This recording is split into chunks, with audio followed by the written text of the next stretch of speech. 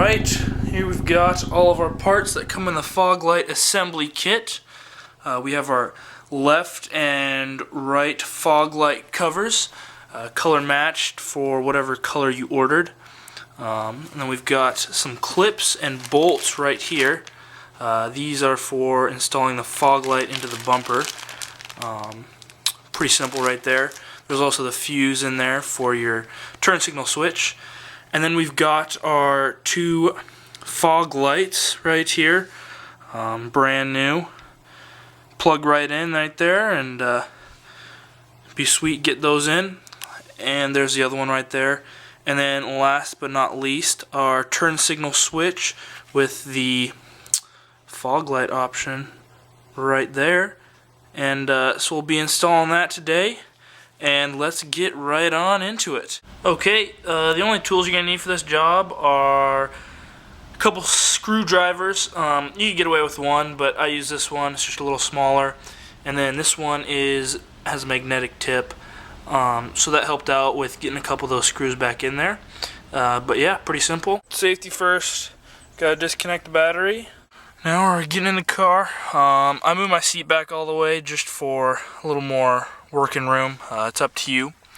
But once we're in here, first thing you're going to be doing is taking out that screw right there under the steering column. Okay, once you get that screw off on the bottom, you're ready to take off this bottom portion of the steering column cover. So just put two fingers right there and then two fingers on the other side where the ignition is. You just got to tug down a little bit, but it should come off. And then you can kind of slide it this way to clear your adjusting lever right there. And it should come right off. Once you got the bottom cover off, time to take the top cover off so that you can get full access to your switch right here. So there are three screws that you need to undo in order to get the top cover off. The first one is right in here. I've already loosened it up a bit. This bad boy. It can be kind of tricky to get to. I actually lowered this lever all the way down and dropped the steering column down, and then I was able to get my screwdriver up in behind. But that is probably the toughest one right there. The second one is going to be this one right there. Pretty easy access. Okay, the third screw is right under the ignition switch.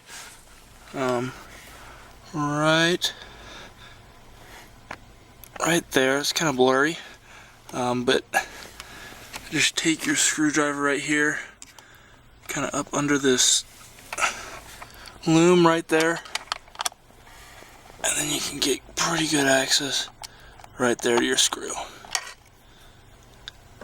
And that gave me access to this third screw up there. Allows you to slide this up and down. And so I'm going to take those two screws out and we'll be able to get our new switch in. Okay, once you get those two screws out, there's a plug on the bottom of the turn signal switch right here. A little push clip. You just got to push that in and out it comes. And you just let that rest right there. And then you can kind of pull this out, straight out. And there you go, there's your old turn signal switch. Once you got the old one out, you can just go ahead and slide the new one right in there. Boom, just like that.